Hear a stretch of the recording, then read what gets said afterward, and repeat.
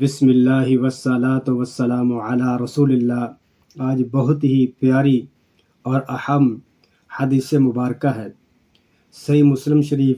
اور بخاری شریف کی حدیث ہے۔ مسلم شریف کا حدیث نمبر ہے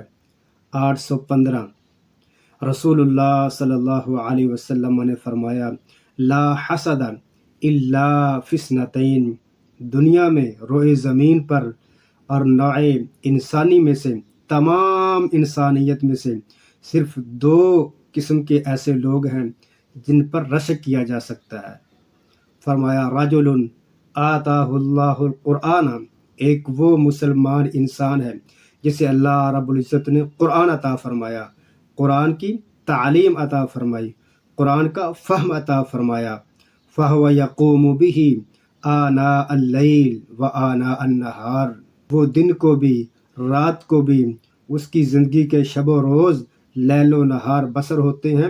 تو قرآن کے ساتھ، تلاوت قرآن میں، تعلیم قرآن میں، تفہیم قرآن میں، تفسیر قرآن میں، تبلیغ قرآن میں، دعوت قرآن میں، نماز کے علاوہ اسے جب بھی وقت ملتا ہے، آناء اللیل و آناء النہار، رات کو شب بیداری میں، تہجد میں بھی وہ قرآن کریم پڑھتا ہے، اور صبح بھی نمازوں کی صورت میں یا نمازوں کے علاوہ چلتے پھرتے رب کے گھر، جہاں اسے جب وقت ملتا ہے وہ رب کے قرآن کو پڑھتا ہے، رب کے قرآن کی دعوت دیتا ہے، رب کے قرآن کی طرف لوگوں کو بلاتا ہے، رب کے قرآن سے لوگوں کا تعلق مضبوط کرتا ہے، تو ایسا انسان قابل رشک ہے۔ دوسرا انسان، رجل آتاہ اللہ المال، جسے اللہ رب العزت نے مال دیا ہے، دنیا کا مال و متاع دیا ہے، دولت دی ہے، رزق حلال وافر عطا فرمایا ہے، فہو ینفقہ آناء اللیل و آناء النہار، وہ اپنے رزق حلال کو اللہ کے راستے میں صبح و شام خرچ کرتا ہے، مال ضرورت مندوں پر خرچ کرتا ہے، محتاجوں پر خرچ کرتا ہے، دین کے راستے میں خرچ کرتا ہے، دینی کاموں میں خرچ کرتا ہے، مساجد مدارس سے جو متعلق افراد ہیں ان کی ضروریات میں خرچ کرتا ہے، ضرورت مند رشتہ داروں پر خرچ کرتا ہے، ضرورت مند اپنے دوستوں پر خرچ کرتا ہے،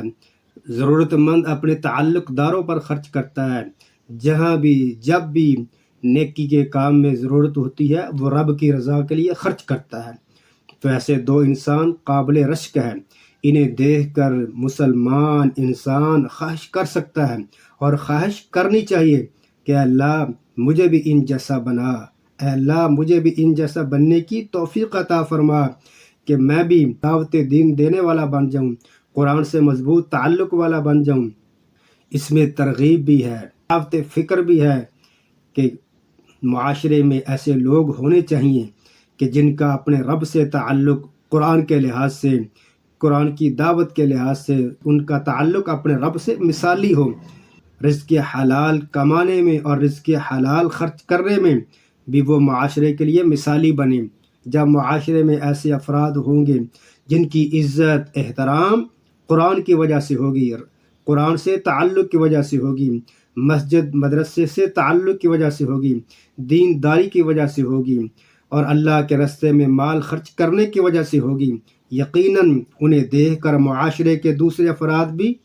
اس طرح کا بننے کی کوشش کریں گے، جستجو کریں گے، فکر کریں گے، اور اس طرح کا بننے کی اپنے رب سے دعائیں کریں گے، اور اپنی اولاد کو بھی ان جیسا بننے کی ترغیب دیں گے، اور اپنی اولاد کو، بچوں کو اس بارے میں ذہن سازی کریں گے، مثالیں دے دے کر اپنے بچوں کو بات کیا کریں گے کہ فلاں آدمی جس طرح صاحب قرآن ہے، وہ قرآن پڑھتا ہے، قرآن کریم کی تلاوت کرتا ہے، قرآن کی دعوت دیتا ہے، آپ نے بھی اس جیسا بننا ہے۔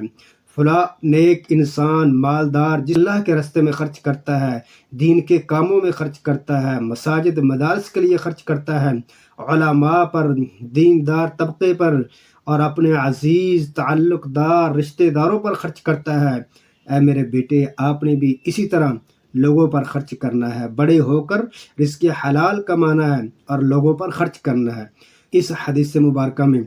دین اور دنیا دونوں کو اکٹھا کیا گیا ہے، یعنی ایک وہ انسان قابل رشک ہے جسے اللہ رب العزت نے دین دیا، قرآن دیا، قرآن سے تعلق دیا، اور دوسرا وہ انسان قابل رشک ہے جسے اللہ رب العزت نے دنیا دی۔ تو ان دونوں کا اکٹھا ہونا، دین اور دنیا کا، یہ سب سے بڑی دنیا میں اللہ رب العزت کی نعمت۔ ایسا انسان خوش بخت اور نیک بخت ہے